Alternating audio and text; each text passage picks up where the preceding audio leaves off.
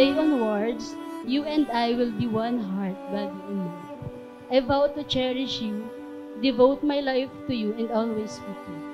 Ikaw ang binigay ng may kapal upang maisakatuparan niya ang purpose niya sa ating life.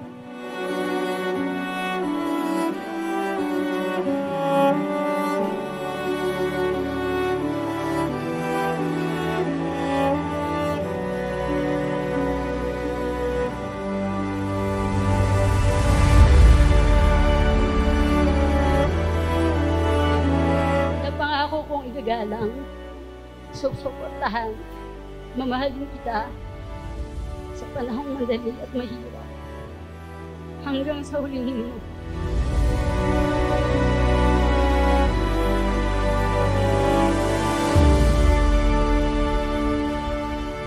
The Lord has a great plan for us. Despite the many hardships and trials, we remain strong and hard faith in Him.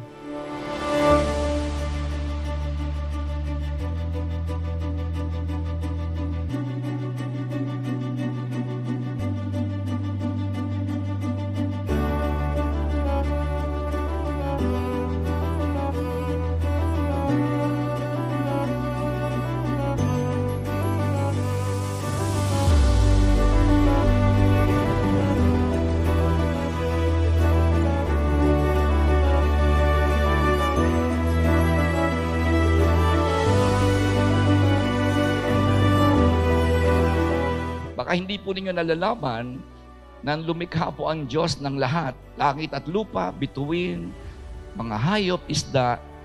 Meron po siyang nilikha na pinakamalapit sa puso niya. Yung pong kasal. One of the creations that God is very, very close to His heart is marriage.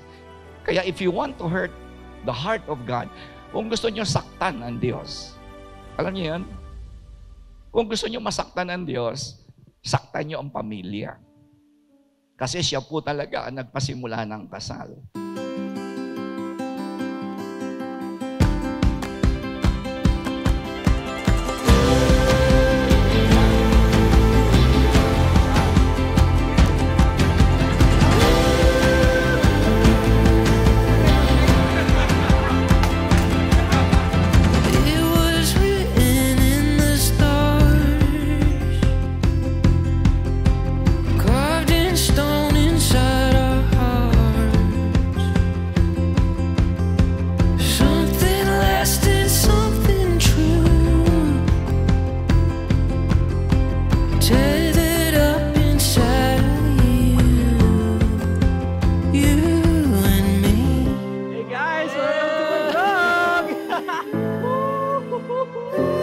Take me home, don't let go.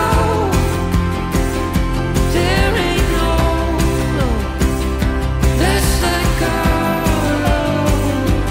Take me home, I'm holding on to you. There ain't no love like our love.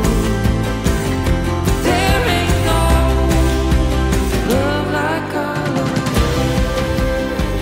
To my love, Marfe, this is my gift not because you love bags, but it's my gifts so that you can use it. You know that take care of it. I like to take care of it like you take care of other things that are important to you. It's not as expensive as Louis Vuitton or any branded bag, but I'm sure you can use it because it's cute. Remember, I love you and I will never leave you. I will be with you until we grow old. Brian Bowie with signature. Love, I love you, my love. Thank you. L.O.V. 3 verse 11, He has made everything beautiful in time. I love Ryan, I love you forever a long time, but I would not mind spending it by your side. See you later at the wedding.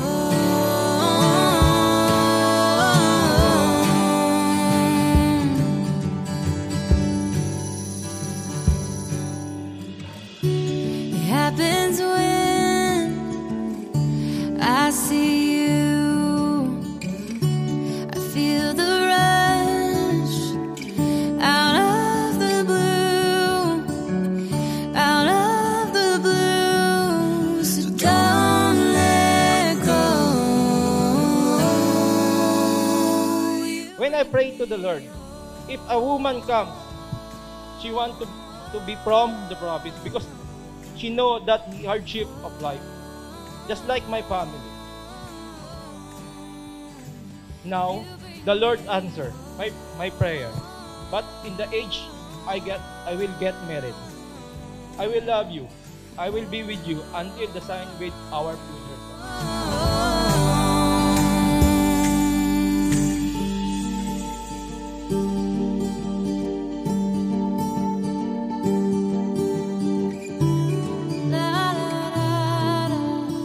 Sa bawat pagsubok, nangangako akong iyong kakampi, iyong tagapagtanggol, at iyong pinakamatibay na support.